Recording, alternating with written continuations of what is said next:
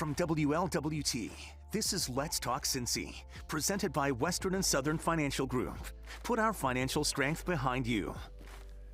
Hello, everyone. I'm Curtis Fuller, and welcome to Let's Talk Cincy. Today, I want to talk about a report that shines a light on the wealth gap in Cincinnati. This is a project that's been in the works for several years now. The person leading the effort is Dr. Wendy Ellis. She is a Cincinnati native, currently the director of the Center for Community Resilience and the Institute for Racial, Ethnic, and Socioeconomic Equity Institute. That's at George Washington University. She was the keynote speaker for the Martin Luther King Legacy Program at the Underground Railroad Freedom Center and told the audience there that closing the wealth gap is not just a Cincinnati issue, but her research can spark action and change all across this nation. And it is my pleasure to welcome my friend, Dr. Wendy Ellis. It's good to see you. It is so good to be seen. Yeah, we should say right out the top, again, you are from Cincinnati, Walnut Hills grad. That's right. And you used to work here at WLWT many moons ago as a producer. A producer, yes. And so to some, this might seem a stretch, but as I've listened to you and watched some of the things that you've put together, the discussion about the role of the media and all of this, it fell right into place. Yeah, absolutely. And there are oftentimes folks who knew me when I was in television and in radio, and they say, well, wait a minute, now you're a public health researcher? How connect the dots, tell the story. And I tell them all the time, I said, you know, when I was a producer, it was so important for me to know the community where I lived, and know the people, and really tell the stories of whether it was disparity, whether it was hope or joy. And as you begin to learn those, you obviously, as a producer, you also have to tell the whys. Why did this occur? And you're gathering data, you're gathering connections and relationships. And that's very much what we do as researchers. You know, we have to take the data, but we also have to be able to understand the narrative. And most importantly, which is missing from being the role of a producer, rather than just telling people this is what happened, as a researcher, I actually have an opportunity to inform real change. What are the recommendations that we can use to really stop the patterns of whether that's cycles of poverty, whether that's cycles of abuse, and learn from the things that we're doing right and say, let's do more of that to produce more prosperity for our communities. You talked about the poverty in Cincinnati, and sadly, we still see that all across this country. And what really underscores that issue is, and you pointed out, that was one of the things Dr. King was talking about in the 60s. And here we are still talking about the issue of poverty in 2025. Yeah, you know, I tell people all the time that, first off, poverty is not just about behavioral or individual choices. It really is a reflection of our policies and the intentionality of our policies to have a separate class system that relies on having an underclass. One of the reasons why, and I think Cincinnati is so poised for innovation in this space, is because we are a unique microcosm of the country. As I pointed out in my talk on Monday, you know, what's really striking about Cincinnati's poverty rate is 1/3, 29% of our total population lives in poverty. That is almost twice the state average, let alone the national average. And politician after politician, in my growing up here, always talked about addressing poverty as if it were a moral failing, as opposed to understanding that the moral failing really lies in our policies. So, and also understanding that when I talk about it being a national example, is that Cincinnati, while it's relatively always been about 50-50 as far as a black and a white population, is the high proportion of black people who live in poverty, which right now is about 39%. 39%. I really need that to sink in. 39% of black families in Cincinnati are living in poverty. but you also have an extremely high poverty rate amongst white families in this city. And part of that is Cincinnati has a designation, a census designation, as urban Appalachia.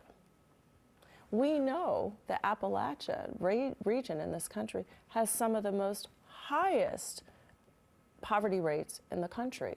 So it's consistent with the population patterns. And when you aggregate that and concentrate that in one urban area, that really helps us to understand the systemic nature of poverty. Yes, it's by race, but it's also by place and by class. I said that this work you're doing has been taking place for several years. People should not think that this is some 6-month study. This has been going on for many years, and what I want to do is take a break and then come back and talk about the genesis of this, and then where we are now, and then where we're going next. Back in a moment.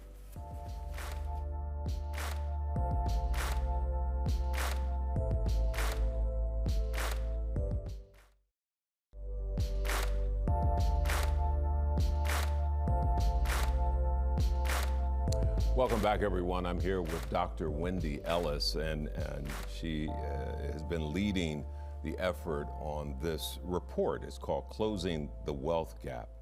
I said that this did not start overnight. 10 years you've been working on this? 10 years we've been working with community partners here in Cincinnati. I launched the Building Community Resilience Coalition. It's a national coalition of community-based partners who are really looking to address what I have called the pair of ACEs, so adverse childhood experiences in the context of adverse community environments.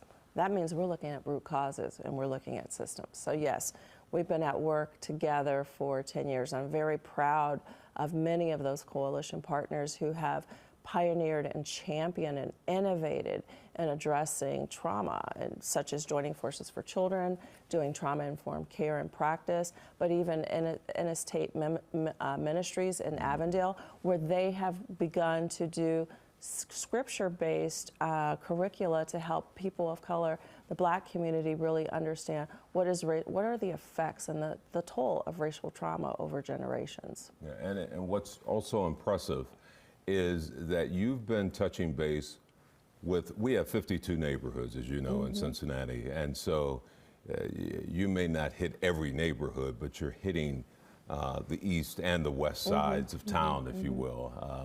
Talk a little bit about that. Yeah, you know, in 2020, we, with our partners here in Cincinnati, piloted a Truth and Equity initiative, and it was really meant to help the community here in the wake of the George Floyd murders and Breonna Taylor and all of what some people said was our racial awakening as a nation, to really think about how do we come together to talk about what's the problem here, what is the root of racial trauma in this country, and how do we move forward. And so, as you said, you know, there were community conversations all over Cincinnati, and I documented that in a film, a documentary, Truth and Equity Cincinnati, because I thought it was really important to do a deep dive in telling the stories from the community perspective of what does racial trauma look like, systemic trauma look like.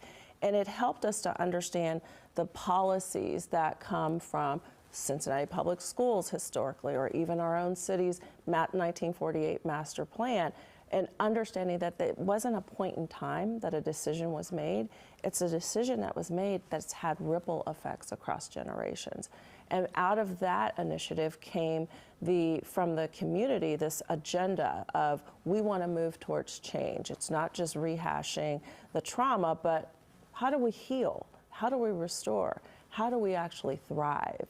And so that was the genesis of the work that became the Wealth Gap Study. And people should know this is not a blame game. No. This is looking in the mirror and not necessarily seeing who you might want to be, but who you are. And when you do that, you're able to reach a point of solutions.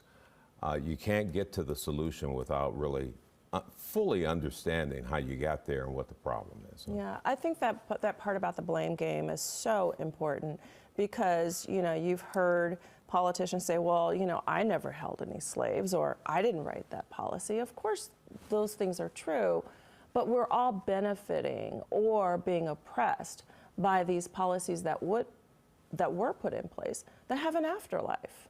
You know, I tell people all the time, I myself have participated in systemic inequity as a hirer. You know, when we are hiring people, a lot of times we will peg their new salary to their past salary. So when you're asking for salary history, well, the justification is made, well, if this person is making $60,000 and we're going to post the position up to $95,000, well, we're not going to pay them $95,000, too big of a jump. We'll offer them $70,000. Why? That's not the valuation of the work that they're going to do. So salary history is another one of those ways that systemic inequity hides in plain sight. And so, you know, I live in Washington, D.C., and in Washington, D.C., they have eliminated the use of salary history to determine current salary.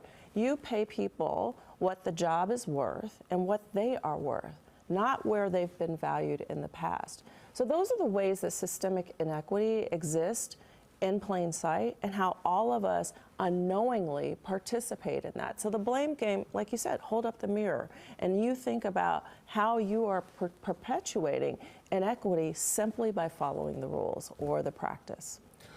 We're going to take another break. When we come back, how Cincinnati does reflect what's happening all across the country, and why you really believe that this study could be a model for the rest of the nation. All right, we're going to take a break. Back in a moment.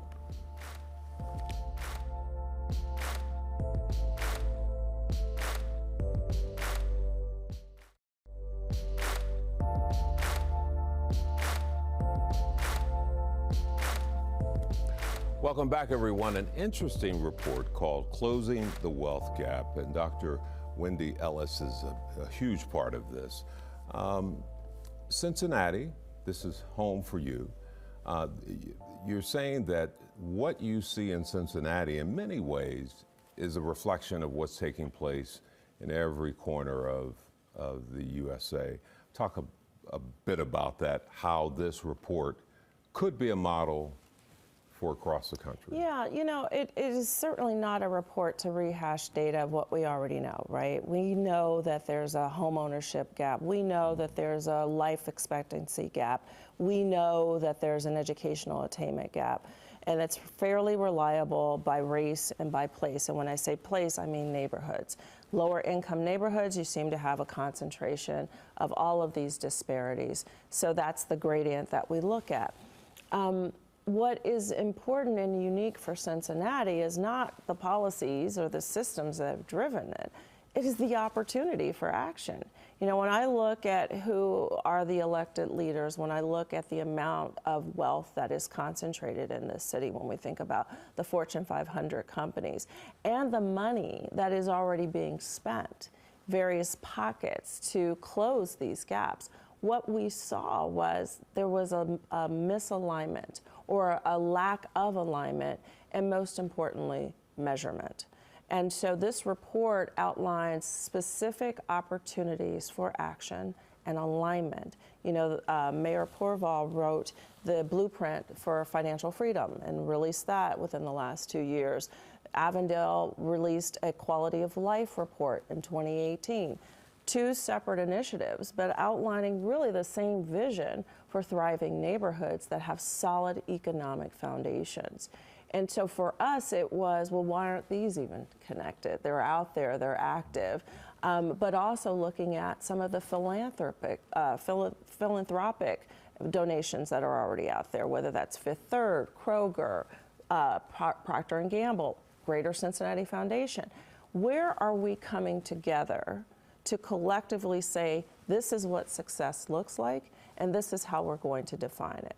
And what I thought was unique and an opportunity was to demonstrate that these investments have not only a social return, but they also have an economic return.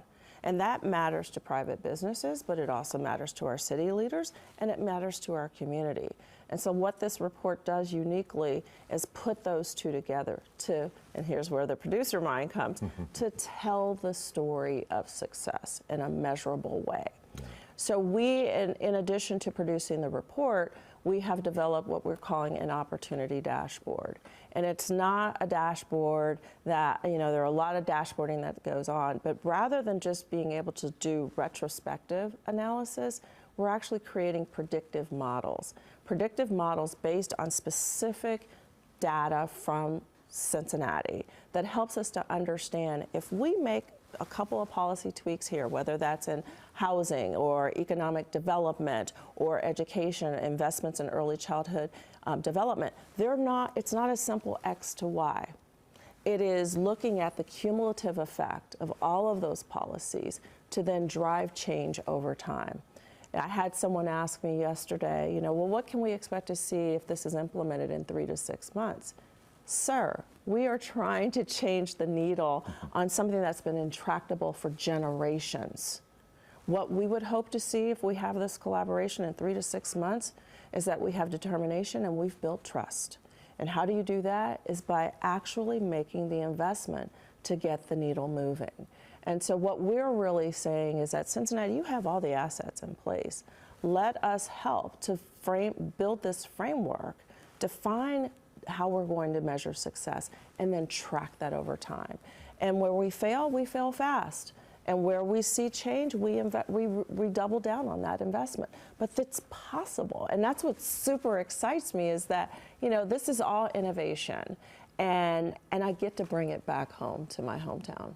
Yeah, and the other thing people should realize that this is not a one-time deal, if you will. This isn't a quick fix to something.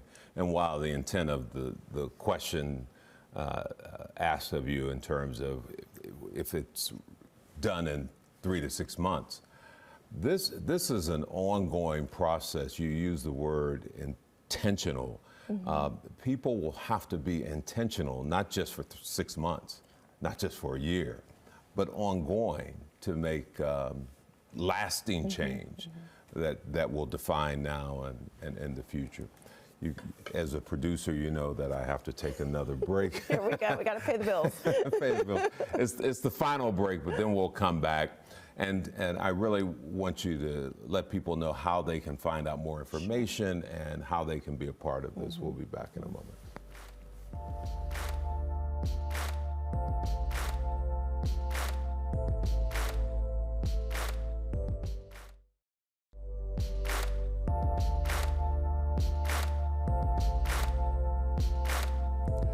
Fascinating conversation with my friend, Dr. Wendy Ellis, but we're talking about closing the wealth gap in Cincinnati and really eventually across this nation.